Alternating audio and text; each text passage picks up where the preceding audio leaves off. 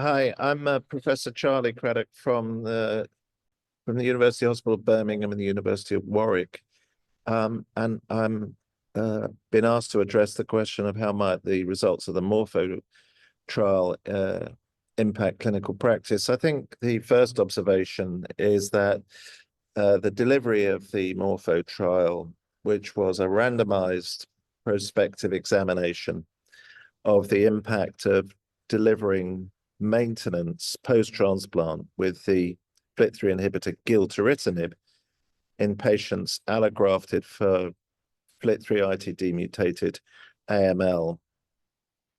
The delivery of this trial is a very important achievement by the global transplant community, and it's important for a number of reasons. Firstly, because the study, although it missed its primary endpoint, which was an improvement in relapse-free survival for patients who received gilteritinib maintenance very narrowly, the p-value was 0.0518 from memory. What it did convincingly show is that in patients who were MRD positive using a sensitive NGS MRD assay, either pre-transplant or immediately post-transplant, those patients did get a very significant and marked improvement in outcomes if they received gilteritinib. Another reason why it's important is because it was clear from these data that patients who are MRD negative did not benefit from gilteritinib maintenance. And given the fact that maintenance with this agent has some toxicity, that is really helpful in defining which population of patients may benefit from gilteritinib maintenance post-transplant.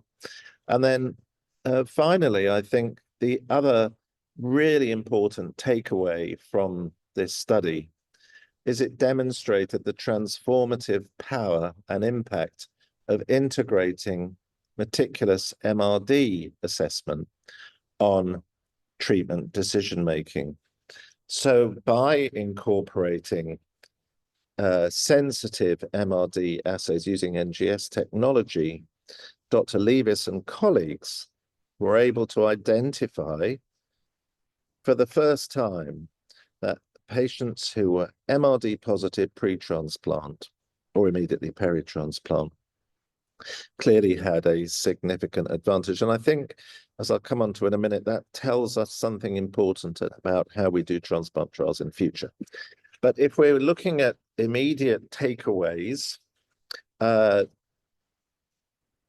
demonstration that maintenance with a targeted therapy post-transplant improves transplant outcome is a really important vindication of a principle that many of us have been interested in for a number of years.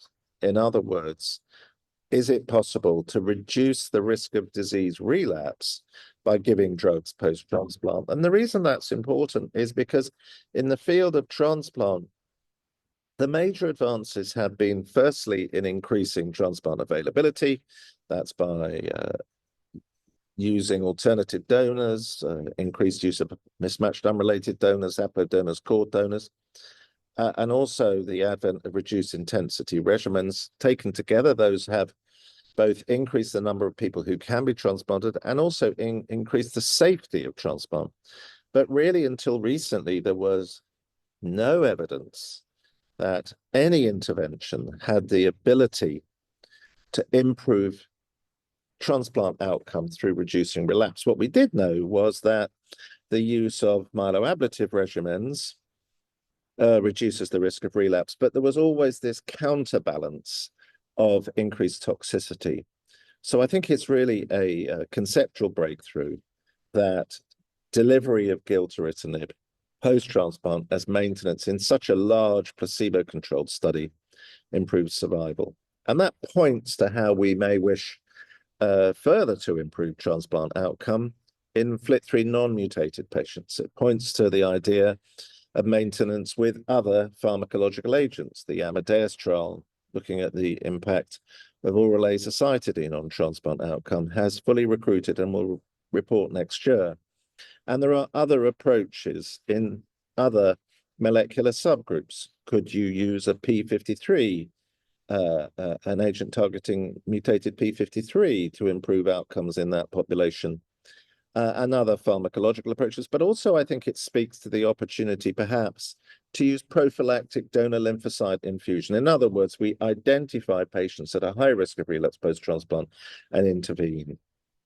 So I've no doubt that the results of the MORPHO study do change our transplant practice. They emphasize the importance of measuring pre-transplant MRD, and they show that that is now a predictive biomarker because patients who are positive for a FLT3 by FLT3 NGS MRD will benefit from gilteritinib, and if you're MRD negative, you shouldn't get maintenance.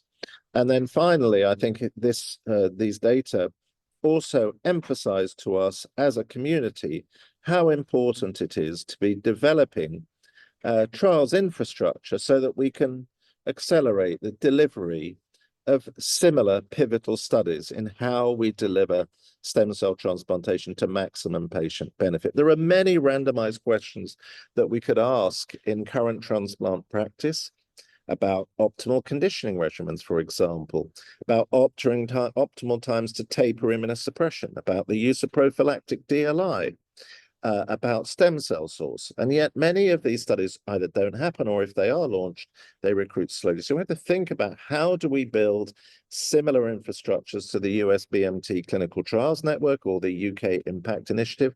And finally, we need to work closely with translational colleagues in areas such as MRD, so that genomics and MRD analysis are embedded into such prospective studies. And it's only really through that collegiate effort that we are going to tackle the challenge of how do we improve transplant outcomes in patients with high-risk AML. But the results from MORPHO are a rallying cry, really. Firstly, to show what can be delivered, and secondly, that it is possible using targeted therapies to reduce that risk of disease relapse. Thank you.